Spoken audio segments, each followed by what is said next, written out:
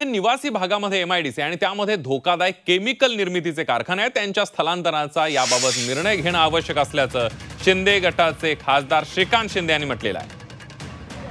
आपण बघतोय एमआयडीसी मध्ये धोकादायक केमिकल निर्मितीचे कारखाने आहेत आणि त्या कारखान्यांच्या स्थलांतरासंदर्भात निर्णय घेणं आवश्यक असल्याचं श्रीकांत शिंदे यांनी म्हटलेलं आहे. खासदार श्रीकांत शिंदे यांनी सुद्धा या संदर्भात प्रतिक्रिया दिली. आत्ता जेव्हा हे बॉयलरचे स्फोट जिथे होतात आणि जिथे हायली हॅझार्डस केमिकल बनवले जातात त्याचा निर्णय जो आहे तो मला वाटतं आता सरकारला घ्यावा लागेल. मी माननीय मुख्यमंत्री मोदयांशी बोललो आहे इथे येण्याच्या अगोदर आणि माननीय इंडस्ट्रियल मिनिस्टर उद्योगमंत्री यांच्याशी बोलणं माझं झालेलं आहे. जे हॅझार्डस कंपनीज आहेत त्या हॅझार्डस कंपनीला ज्या आहे सगळ्यांचीच मागणी आहे, लोकांची मागणी आहे, लोकप्रतिनिधींची मागणी आहे की इथून निवासी विभागामधून जे आहे ते बाहेर A, B, C कॅटेगरी करून जे आहे ते शहराच्या बाहेर जे स्थलांतरित करण्यात यावे.